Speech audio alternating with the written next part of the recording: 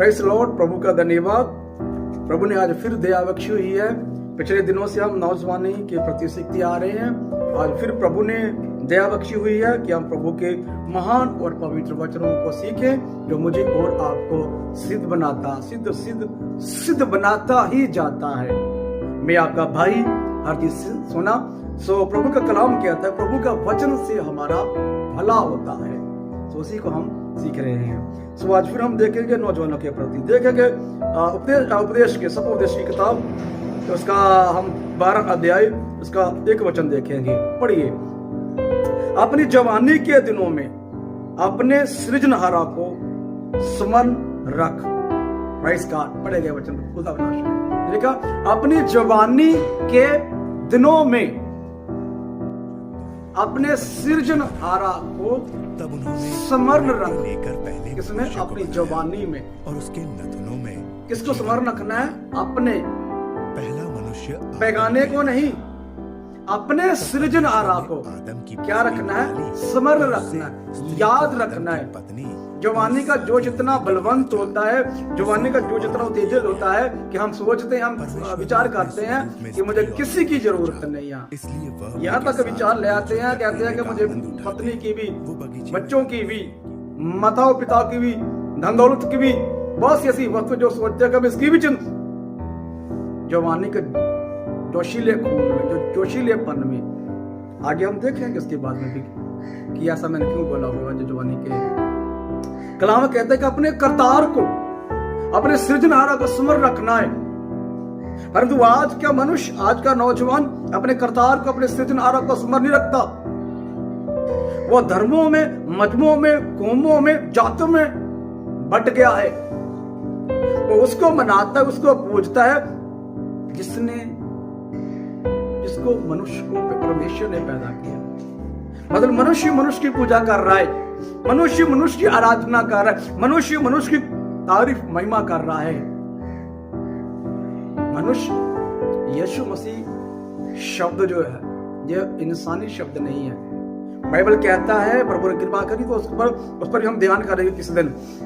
यीशु मसीह का वचन है, यीशु मसीह के जब संदेश आया था कुंवारी मरियम के पास, कहा गया, कौन आया? फरिश्ता जिब्राइल आता है, महान एक स्वर्गदूत आता है, औरत को कहता है जो कुंवारी थी, तेरे ऊपर पवित्र आत्मा उत्पन्न होंगे, वो गर्भवती हो और आप उनका नाम कहती, मैं पुरुष को जानती नहीं हूँ, कहता तेरे ऊपर पवित्र आत्मा की शक्ति आए, तो गर्भवती होगी और उसका नाम क्या रखना है? पवित्र बालक परम यीशु परमेश्वर है। मतलब कि यीशु नाम मनुष्य नाम नहीं है, ना ही किसी मनुष्य ने सोचा हुआ है, नहीं मनुष्य ने किसी रखा।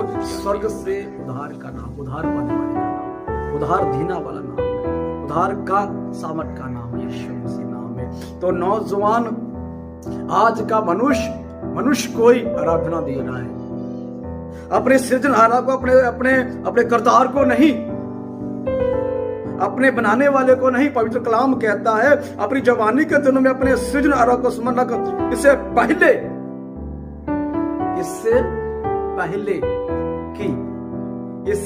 पहले की विपत्ति के दिन वो वर्ष आ जाएं जिनमें तू कहे कि मेरा मन इनमें नहीं लगता। बहुतों का मन नहीं लगता। फिर बाइबल कहता है कि ऐसा दिन आए, ऐसा समय आए कि कहे कि मेरा मन नहीं लगता इस जीवन में। क्यों नहीं लगेगा? कैसे लगेगा मन? क्योंकि जवानी, तो मैं आपको एक उदाहरण देता हूं इस बात को समझने के लिए। जवानी की एक बार एक नौजवान गबरू, पंजाबी में नौजवान गबरू जैसे बोलते हैं, गबरू नौजवान किसी सियाने आदमी को यीशु मसीह का सुसमाचार सुना रहा था। वो कह रहा था कि यीशु मसीह उद्धार करता है, यीशु मसीह पे ईमान लाए, आप उद्धार पाएंगे, आप छुटकारा पाएंगे। तो कहते कि तेरी आयु कितनी है? बोलता कि मेरी आयु इतनी है। तो वो नौजवान को बुजुर्ग बोला, जा क्या कर रहा है तू? क्या कर रहा है तू? क्यों अपना समय बर्बाद कर रहा है? जा मौज मस्ती मान, खेल कूद, अपना एंजॉय कर, अपना आनंद बना, अपना खुशी मना, तो चला जाके अपना तू, बल्कि पंजाबी जो बोलते हैं ना, मस्तियां मार, मस्ती मस्त रह, मस्ती मार जाके। इंजॉय कर अपनी जिंदगी का। तो वो क्या कर रहा था नौजवान? संतरा खा रहा था। किन्नू? संतरा खा रहा था। संतरा खाकर से कर संतरे को छिलकर उसने संतरे को छिल कर जो उसका छिलड़ होता है, छिलड़ उस बुजुर्ग के हाथ में धर दिया, उस बुजुर्ग के हाथ में रख दिया। तो संतरा आप खाने लगा। तो बुजुर्ग ने गुस्सा किया। बुजुर्ग ने गुस्सा किया तो कहता है तुझे शर्म नहीं आती? मैं बुजुर्ग आदमी हूं, मैं एक सियाना आदमी हूं, और संतरा तूने खुद ले लिया है, उसका छिल्लड़ है, जो उसका छिलका, वो छिलका तूने मुझे दे दिया है। ये शर्म नहीं आती मुझे इंसल्ट करते हुए? तूने जो छिलका है मुझे दे दिया और संतरा आप खा लिया। तो संतरा आप लिख लिया। तो वो बच्चा नौजवान बोलता है बापूजी ऐसा ही है, तुम भी ऐसा ही करते हो जैसा मैंने तेरे साथ किया। क्या किया है समझाओ? बोलता है कि जवानी जवानी खुद के लिए इस्तेमाल कर लेते हो, बुढ़ापा परमेश्वर को दे देते हो। कि अब बुढ़े हो गए कर लो भक्ति, अब सियाने हो गया कर लो भक्ति। तो बुढ़े को समझ आ गया, पता नहीं माना कि नहीं माना, लेकिन ये बात जरूर है कि वो नौजवान बुद्धिमान निकला। क्या मैं और आप अपने सृजनहारा को याद रखते हैं? जब उसको याद रखते हैं जिसने मनुष्य पैदा किया। मैं और आप सृजनहारा में ईमान रखते हैं। बाइबल कहता है समय अभी तक नहीं आया जब क्या इस जिंदगी में, इस जीवन में चित्त नहीं लगता, इस जिंदगी में मुझे अच्छा नहीं लगता। बाइबल कहता है भीतर से जाए से पहले कि सूर्य और प्रकाश और चंद्रमा और तारागण अंधेरा हो जाए और वर्षा होने के बाद बादल फिर गिर जाए। Praise God. प्रभु का वचन है इससे पहले कि सूर्य प्रकाश, आंखों की रोशनी है ना, सूर्य प्रकाश, चंद्रमा दिमाग धीरा हो जाए, तारागण दिमाग की सोचने शक्ति खत्म हो जाए, और आगे बहुत सी बातें जो हमारे जिस्म में होती, ये पूरे अध्याय में ऐसा लिखा हुआ है। आंखों के प्रति आंखें बुढ़ी हो जाए, घुटनों के प्रति घुटने जवाब दे जाए, कान जवाब दे जाए, दिमाग जवाब दे जाए। बाइबल जहां तक कहता है कि चींटी भी हाथी के समान भारी लगने लगेगी उस समय। एक बार की बात है, मेरी दादी की है। दादी मेरी ने पूरी जिंदगी ऐसे ही बिता ली। तो वो बुजुर्ग हो गया, बुढ़ी हो गई, कंप्लीट बुढ़ी हो गई। तो वो क्या हो गया कि अंदर क्या करना, बुढ़े रहना, मंजे पे लेटना है, बिस्तर पे लेटना है, चारपाई पर।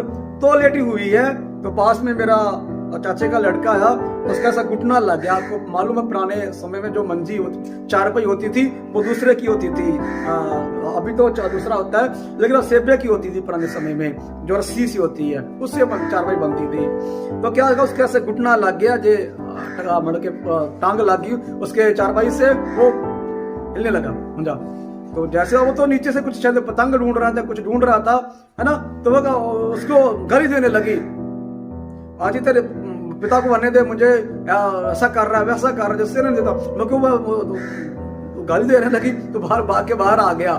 तब मम्मी का अपने को कहने लगा देखो मैं तो नीचे से देती जो उठा रहा था। मेरे कहने का मतलब है कि बाइबल जो कहती है कि उस समय चींटी भी हाथी के समान लगेगी। इसमें एक उदाहरण दिया मैंने। उस समय बहुत सी, हम पूरा इसको आगे तक पढ़ते हैं, यानी छोटी छोटी बातों का उदाहरण दिया प्रभु ने कि कुछ बढ़ के जो पानी का बर्तन है वो भी टूट जाएगा, बर्तन जो मिट्टी का बर्तन होता है ना वो भी फूट जाएगा, ऐसा करके लिखा हुआ है। बाइबल कहता है वर्ष आने से पहले, वो समय आने से पहले कि जब आंख जवाब दे जाए, कान जवाब दे जाए, बुद्धि की समझ शक्ति खत्म हो जाए, शरीर की हड्डियों में बल खत्म हो जाए, शरीर के मांस में जान खत्म हो जाए, उससे पहले अपने स्मरण करने वाले को, अपने सृजनहारा को स्मरण रख ले, उस अपने बनाने वाले को याद रखे, अपने करतार को याद रखे। किसको करते? नौजवान को। मेरे प्रेमियों, नौजवानों, मैं और आप अपने करतार को याद रखें। मैं और आप अपने सृजनहारा को याद रखते हैं, तो याद रखिए बेहतर समय आएगा, बेहतर समय आएगा। कभी भी हमारा सृजनहारा हम पर बुरा समय नहीं लाएगा। उदाहरण के तौर पर हमारा दुनियावी पिता, शारीरिक पिता कभी बुरा नहीं करता।